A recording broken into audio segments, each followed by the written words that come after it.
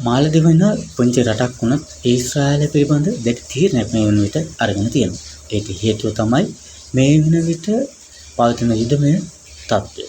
අපි බලමු මාලදිව වෙන මොන වගේ තීරණයක්ද මේ වෙන විට අරගෙන තින්නේ කියලා. ඊශ්‍රායලයේ පුරවැසියන්ට මාලදිවයිනේ දොර වැසේ. ජනාධිපති මොයිසුගේ තීරණය ලෝකයේ අවධානයට.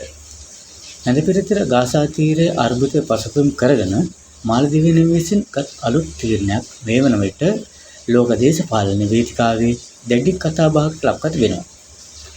මාලදිවයිනේ ජනාධිපති මොහොමඩ් මයිසු විසින් ඒ රට අගමන විගමන නීතියට නව සංශෝධනයක් අනුමත කරමින් ඊශ්‍රායලයේ විදේශ ගමන් බලපත්‍ර හිමියන්ට මාලදිවයිනට ඇතුළු වීම නිල වශයෙන් තහනම් කර තිබෙනවා.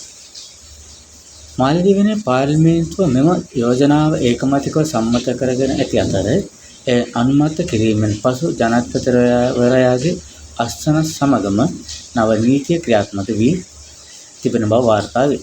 මාලදිවයින් රාජ්‍ය සඳහන් කරන්නේ පලස්තීන ජනතාව එරෙහිව ඊශ්‍රායලය විසින් සිදු කරන බව කියන අඛණ්ඩ හමුදා ක්‍රියාමාර්ග සහ අත්‍යාචාරයන්ට විරෝධය පළ කිරීමක් ලෙස මෙම තීරණය ගත් බවයි.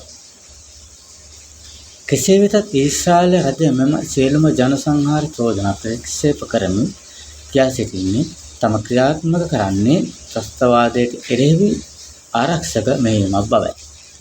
මෙම තීරණය මාලදිවයින සහ ඊශ්‍රායල අතර සම්බන්ධතා දීර්ඝ කාලයක සිට තිබූ උණුසුම් තත්ත්වයක තවත් පියවරක් ලෙස දක්නට ලැබේ.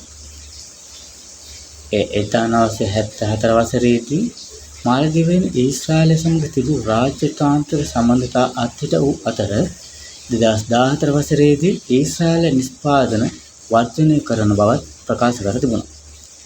සංචාරක කර්මාන්තය මාලදිවයින ආර්ථික ප්‍රධාන ආදායම් මාර්ගයක් වන අතර ඒ රට තුළ දේශීය නිෂ්පාදිතයන් සම්පූර්ණයෙන්ම සලකා බැලුව විට සංචාරක ව්‍යාපාරයේ 20%කට අධික ප්‍රමාණයක් ලබා දෙයි. 2023 වසරේ ඊශ්‍රායල ජාතිකයන් 11000කට ආසන්න පිරිසක් මාලදිවයිනේ සංචාරය කළද ගාසා යුද්ධය පසුම් කරන 2024 වසරේදී එම සංඛ්‍යාව දැඩි ලෙස පහත වැටි ඇති බව වාර්තා වේ. මෙම තහනම පිළිබඳ ප්‍රතිචාර දක්වමින් ඊශ්‍රායල විදේශ අමාත්‍යාංශය මේ වන විට පුරවැසියන්ට මාලදිවයිනට සංචාරය කිරීමෙන් වළකින ලෙසත් දැනට එහි සිටින අය හැකි ඉක්මනින් රටෙන් පිටව යා යුතු බවත් උපදෙස් ලබා දී තිබෙනවා.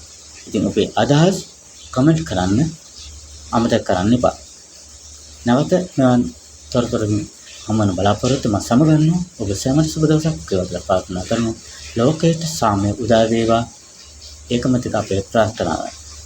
ඊළඟ ලෝකයේ අලුත් තොරතුරු දැන ගැනීම සඳහා මගේ channel එක subscribe කරන්න. ඔබ සියලු දෙනාට සුබ දවසක් වේවා කියලා ප්‍රාර්ථනා කරනවා.